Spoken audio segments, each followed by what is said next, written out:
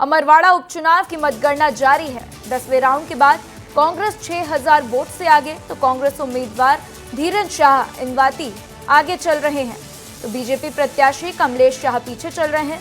और इसी के साथ आपको बता दें कि देश में 7 राज्यों की 13 सीटों पर उपचुनाव की आज मतगणना है और ऐसे में ये बड़ी अपडेट आपको दे रहे हैं कि 10वें राउंड के बाद से कांग्रेस 6000 वोट से अमरवाड़ा उपचुनाव पर यहां पर अमरवाड़ा सीट पर आगे है।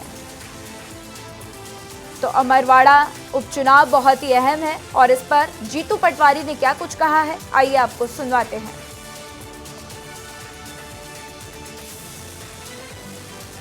अमरवाड़ा शुरुआत है भारतीय जनता पार्टी की सरकार के अंत की, पहली सीढ़ी है कांग्रेस के वैभव को लौटाने की। मैं मानता हूं कि 2 महीने पहले, 1.5 महीने पहले लोकसभा के जो चुनाव हुए उसमें हम भारी पराजय विधानसभा में हुई थी हमारी, और चूंकि अभी लगभग 9 राउंड के बाद 5000 वोट से हमारा आगे होना, कांग्रेस का आगे होना, क्या मैसेज है कि बीजेपी की कर्ज, क्राइम और करप्शन की सरकार को लोग हटाना चाहते हैं। तो आइए इस खबर पर ज्यादा जानकारी के लिए मेरे सहयोगी मुकेश अमरवाड़ा से मेरे साथ जुड़ चुके हैं, उनका रुख करते हैं। मुकेश, बहुत ही दिलचस्प मुकाबला, सभी को उम्मीद थी कहीं ना कहीं कि बीजेपी बढ़त बनाएगी, लेकिन यहाँ पर कुछ और होता दिखाई दे रहा है। कांग्रेस उम्मीदवार को बढ़त है, अभी क्या तस्वीरें, क्या लगता है आगे क्या कुछ रिजल्ट आएंगे?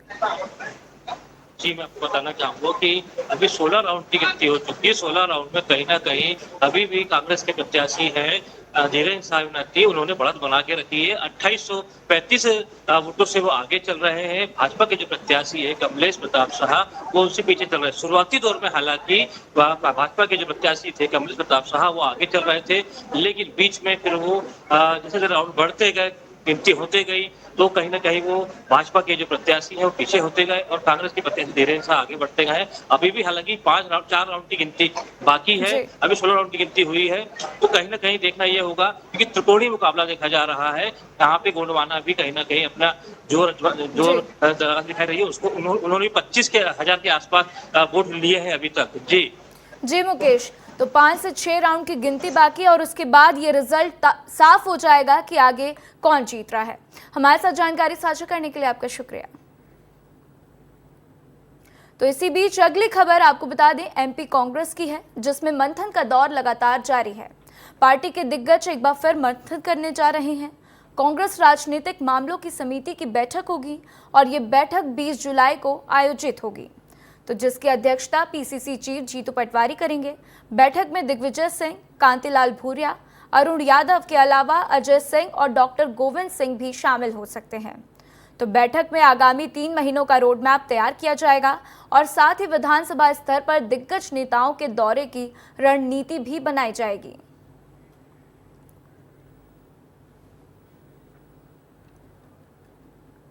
इसी बीच भोपाल से एक बड़ी खबर आपको बता दें, भोपाल में दिल दहला देने वाला मामला सामने आया है। पिता ने 8 साल के बेटे की गला दबाकर हत्या कर दी है। तो गंभीर बीमारी से बेटा पीड़ित था और पिता बेटे के इलाज कराने में असमर्थ थे, जिसके बाद से बेटे की तकलीफ को देखते हुए पिता ने बेटे की ही हत्या कर दी। कोलार थाना क्षेत्र का ये मामला बताया जा रहा है और बेटे की हम आपको तस्वीर दिखा रहे हैं आपकी टीवी स्क्रीन पर। आपको बता दें कि इस बच्चे की उम्र करीब 8 साल है और बच्चा किसी गंभीर बीमारी से पीड़ित था, जिसके कारण चूंकि पिता जो है असमर्थ थे बच्चे का इलाज कराने में, इसलिए उन्होंने बच्चे की गला घोंटकर हत्या कर दी।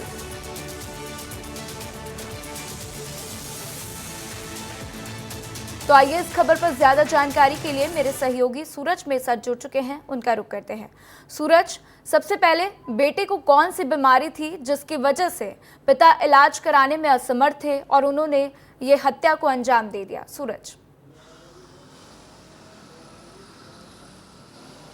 जी राधा, देखिए बेटे को जो बीमारी का नाम है वो है डाउन सिंड्रोम। डाउन सिंड्रोम की बीमारी थी, उसकी वजह से लगातार पिता और माता परेशान थे, क्योंकि बच्चा मैंने जो बच्चे की माँ है उससे भी बातचीत की। उनका कहना है कि बच्चा चल पाता था, खड़ा हो जाता था, सब कुछ सही था, लेकिन बच्चा बोल नहीं पाता था। बच्चे का जो दिमाग था, दिमागी हालात, दिमागी संतुलन ठीक नहीं थे, कभी रोने लगता, कभी जिद करने लगता। इसी से लगातार जो बच्चे के पिता हैं वो परेशान थे, और यही कारण, यही वजह रही हत्या करने की, क्योंकि आर्थिक तंगी भी थी लगातार। जब से ये बच्चा पैदा हुआ था उसके 2-3 साल बाद, क्योंकि करीब बच्चे की जो उम्र है राधा वो 8 से 9 साल बताई जा रही है, करीब 2-3 साल बाद पता चला कि बच्चे को कोई ना कोई बीमारी है। क्योंकि बच्चे का जो मानसिक विकास है, जिस तरह से नॉर्मल बच्चा होता था उस तरह से उसकी एक्टिविटी नहीं देखी गई, तभी से उसका इलाज चल रहा था, और इलाज में ज़्यादा खर्चे लग रहे थे आर्थिक तंगी की वजह से। क्योंकि पिता की जो नौकरी थी, कोविड में उसकी नौकरी भी पिता की चली गई थी, कोरोना काल के दौरान पिता ने घर भी बेच दिया था। आर्थिक तंगी की वजह से पूरे मामले में जो पूरा मामला सामने आया, आर्थिक तंगी मानी जा रही है, जिसके कारण पिता ने हत्या की। हत्या जब पिता ने की तब उस वक्त मां ने कहा कि उस वक्त मैं छत में कपड़े सुखाने गई थी, और सुबह 7 बजे, करीब सुबह 7 बजे की पूरी घटना है। मां कपड़े सुखाकर जब अंदर आती है, रूम के अंदर आती है, तो देखती है कि बच्चा फर्श में गिरा पड़ा है। फिर पड़ोसियों को बुलाकर वो पास की नज़दीक की जेके हॉस्पिटल ले जाती है, जहां पर प्राथमिक इलाज के दौरान बेटे को मृत डॉक्टर जो है मृत घोषित कर देते हैं। उसके बाद जब बेटे को माँ दोबारा घर लेकर आती है और पिता को कॉल करती है, माँ दोबारा जब घर लेकर आती है राधा, क्योंकि पिता जब हॉस्पिटल से पिता थाने गए थे तब फोन लेकर नहीं गए थे, तो देखती है कि पिता जो है पुलिस लेकर घर पहुंच चुके थे, यानी कि सरेंडर कर चुके थे कोलार थाने में, ये बताते हुए कि मैंने अपने बेटे की हत्या कर दी है। तो कुल मिलाकर प्राथमिक तौर पे हत्यारा जो है पिता ही है। पिता ने ये पूरे गुनाह को कबूल कर लिया है। आर्थिक तंगी, पिता बता रहा है कि आर्थिक तंगी थी। माँ, अगर इनके बेटे की बात करें तो केवल एक बेटा था, केवल एक बेटा था, वो भी। ठीक है सूरज, हमारे साथ जानकारी साझा करने के लिए आपका शुक्रिया। तो पिता ने अपने गुनाह को कबूल कर लिया है और खुद ही कबूल करते हुए कहा कि मैंने ही अपने बेटे की हत्या की है। तो चलिए अब आगे बढ़ते हैं। विधानसभा और लोकसभा चुनाव में भाजपा के लिए संजीवनी बूटी की तरह काम करने वाली लाडली बहना योजना को लेकर महिला एवं बाल विकास मंत्री निर्मला भूरिया का बड़ा बयान सामने आया है। भूरिया के अनुसार योजना में मिलने वाली राशि को कब बढ़ाया जाएगा ये निश्चित नहीं है, तो वहीं संभव हुआ तो इन महिलाओं को आत्मनिर्भर बनाने की योजना भी लागू हो सकती है। ये ऐसा विषय है कि पॉलिसी मैटर है, और आने वाले समय में ठीक है कि हम लोग 1250 रुपये उनके खाते में डालते हैं, लेकिन एक चीज़ इसको ये करके कि हम किसी उससे जोड़ करके भी महिलाएं जो हमारी हैं, जिनको मिल रहा है या जो पैसा और भी अगर मिलेगा तो उनको और भी कुछ चीज़ें सिखा करके और आत्मनिर्भर कैसे बना सकते हैं, इस ओर भी हमारे सरकार का ध्यान है, और मुख्यमंत्री जी से भी इस विषय में बात की गई थी। इसी बीच एक बड़ी खबर, नीति आयोग ने दी मध्य प्रदेश वासियों को बड़ी खुशखबरी। ADG India index 2023 SDG India index 2023-24 में एमपी बना फ्रंट रनर राज्य। तो एमपी में आपको बता दें कि 67 समग्र अंकों के साथ अग्रणी राज्यों में शामिल हुआ है। तो एमपी ने गरीबी हटाने में 67 अंक पाए हैं, तो साफ पीने का पानी उपलब्ध कराने में 87 अंक पाए हैं, और स्वच्छ ऊर्जा उपलब्ध कराने में 90 अंक पाए हैं। तो शहरी विकास में 86 अंक, शांति न्याय के संस्थानों की स्थापना में 73 अंक। तो एसडीजी इंडिया इंडेक्स में मध्य प्रदेश को बड़ी खुशखबरी मिली है, और मध्य प्रदेश 2023-2024 में फ्रंट रनर राज्य बन चुका है। तो आइए इस खबर पर ज्यादा जानकारी के लिए मेरे सहयोगी विवेक मेरे साथ जुड़ चुके हैं, उनका रुख करते हैं। विवेक, नीति आयोग ने मध्य प्रदेश वासियों को एक बड़ी खुशखबरी दे दी है। अब एमपी जो है फ्रंट रनर राज्य बन गया है। इसके बाद जो है क्या कुछ हमें देखने को मिलेगा, क्या बदलाव नजर आएंगे मध्य प्रदेश में?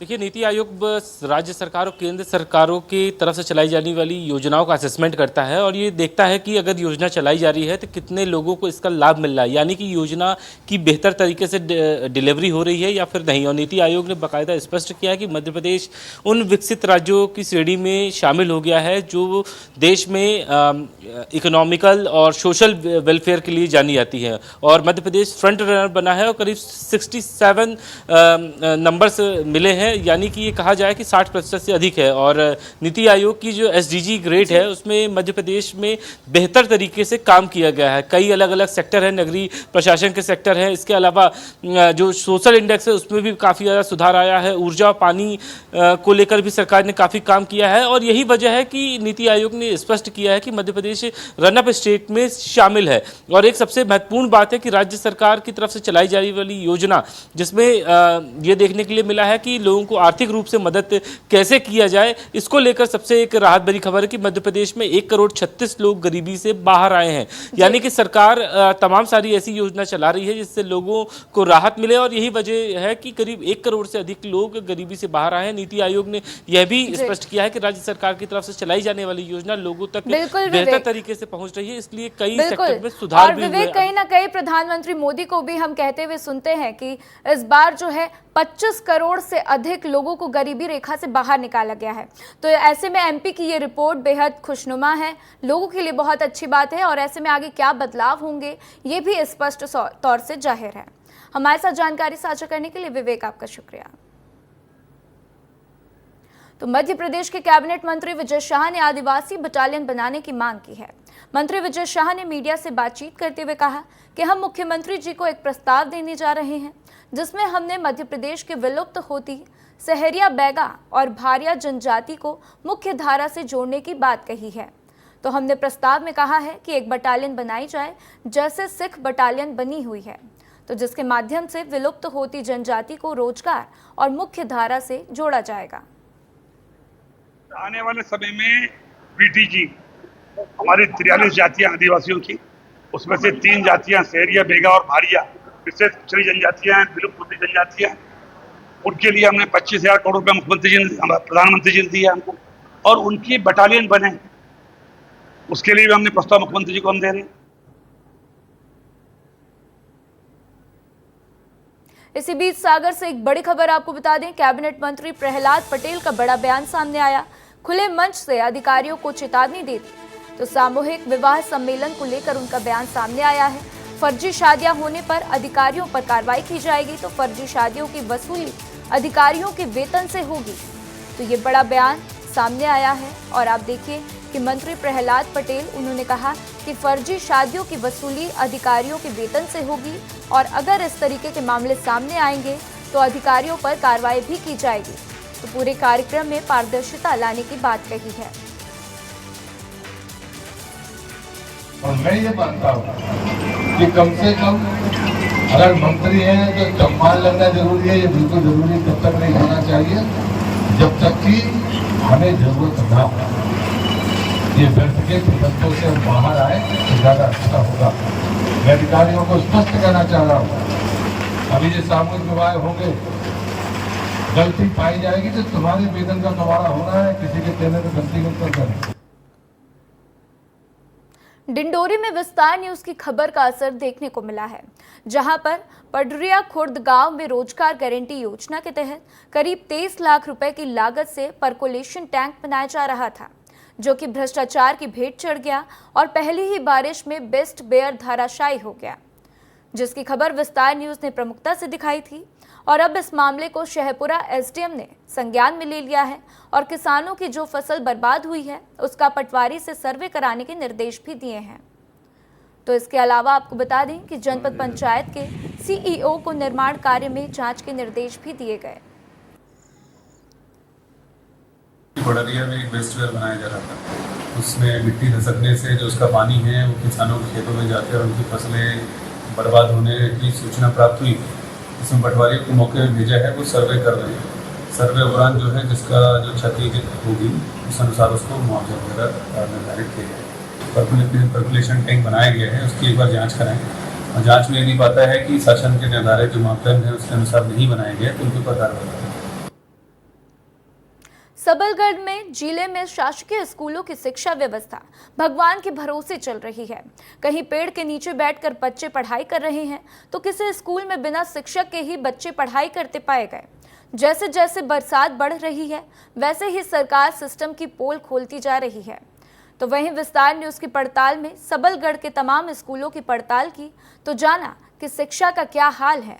इस दौरान कुछ स्कूलों में शिक्षक भी नहीं मिले। तो मुरैना की ये तस्वीरें हम आपको दिखा रहे हैं। विस्तार न्यूज ने पड़ताल की है तो पता चला कि सरकारी स्कूलों की हालत इन दिनों बहुत खराब है और बरसात चूंकि बढ़ती जा रही है, बरसात का मौसम है, तो ऐसे में शिक्षक भी स्कूल में नहीं पहुंच रहे हैं। खामियों को मुझे अवगत कराया आप लोगों ने, तो मैंने जैसे शिक्षकों की कमी या शिक्षकों की अनुपस्थित रहना उसकी मेरे संज्ञान में आया। मैं उनके विरुद्ध जो भी उचित कार्रवाई है कल बिल्कुल करूँगा। छात्रों की उपस्थिति के संबंध में वैसे तो एक रजिस्टर, एक अभियान चलाया जाएगा। अभी एडमिशन चल रहे हैं और घर संपर्क कराया जाएगा। मंडला में ब्लड बैंक माफिया पर और ब्लड बैंक कर्मियों पर के खिलाफ जो है प्रदर्शन और स्वास्थ्य विभाग ने कार्रवाई की है, जिसके चलते 3 कर्मचारियों की सेवा समाप्त और 11 कर्मचारियों को कारण बताओ नोटिस पर जवाब भी मांगा गया। तो ये कार्रवाई जिला अस्पताल की है, जहां कई सालों से गरीब आदिवासियों से मुफ्त में मिलने वाले खून के बदले हजारों रुपए लूट रहे थे। यहाँ निकला बाहर तो एक आदमी मेरे को मिला कि कहा भाई ब्लड की ज़रूरत है, का ऐसे करके पूछ रहा। तो मैंने कहा हाँ जी हाँ भैया ब्लड की ज़रूरत है, तो हमें ज़रूरत है भाई, तो हम चाहिए ऐसा बोला। तो ब्लड हमने पैसा दिया उसको, ब्लड हमें बुधवार के दिन मिल चुका कहते, तो वो फिर मिल गया। जैसा लाल पर्ची देखा और वो फिर पूछने लगा कि फिर चाहिए। तो मैंने कहा हाँ, बात चला लेकिन उस दिन नहीं हो पाए। तो फूल सिंह मसराम मर्शकोले उसके द्वारा जानकारी दी गई थी कि मेरे से 3400 रुपया ले लिया गया है और मेरे को फ़ोन नंबर मिला है। तो उस फ़ोन नंबर से बात किए तो उसमें प्रदीप बरमैया का नाम आ रहा था। उसका मतलब पुलिस में भी FIR कराई गई है और जितने भी ब्लड बैंक के कर्मचारी थे 11 कर्मचारियों को कारण बताओ नोटिस इशू किया गया है। तो चलिए अब बात करते हैं मंदसौर की, जहां पर बदमाशों के हौसले इतने बुलंद हैं कि JCB मशीन लेकर स्टाफ डैम तोड़ने के लिए पहुंच गए। ये कंजरों की गैंग है जिन्होंने दहशत फैलाने के लिए हवाई फायरिंग भी की है। तस्वीरों में जो JCB मशीन स्टाफ डैम के बीच नजर आ रही है, ये मशीन ग्रामीण नहीं बल्कि दूसरे गांव के कंजर लेकर पहुंचे हैं और काले सिंध नदी पर बने इस डैम को तोड़ने की कोशिश कर रहे हैं। तो इस बात की सूचना जब गांव वालों को लगी तो बड़ी संख्या में ग्रामीण इस मौके पर पहुंचे और डैम तोड़ने आए कंजरों को वहां से भगा दिया। तो पुलिस को जब इस बात की सूचना लगी तो वो भी मौके पर पहुंची और खास बात यह है कि अगर हथियार लेकर पहुंचे कंजर और ग्रामीण यदि आमने सामने हो जाते तो कुछ बड़ी घटना हो सकती थी। तो बता दें कि कंजर इस डैम को इसलिए तोड़ना चाह रहे थे क्योंकि पानी इकट्ठा होने की वजह से उन्हें चोरी, लूट और डकैती के लिए रात में आने जाने में परेशानियों का सामना करना पड़ता है। तो मध्य प्रदेश के मंदसौर इलाके में राजस्थान की सीमा से लंबे समय से कंजर मूवमेंट है और आमतौर पर ये कंजर गैंग लूट, डकैती करने का काम करते हैं। इसी बीच सिंगरौली से एक बड़ी खबर सामने आ रही है। 2 बिरादरी के लोगों ने घर में फांसी लगाकर आत्महत्या कर ली। तो मृतक अजय सिंह और मृतका करिश्मा पनिका ने आत्महत्या की है। प्रेम प्रसंग से जुड़ा हुआ ये मामला बताया जा रहा है और मृतका के घर जाकर मृतक लड़के ने आत्महत्या की है। तो घटना स्थल पर पुलिस पहुंचकर जांच में जुट गई। मांडा थाना क्षेत्र के कोयल खुद गांव की ये घटना बताई जा रही है।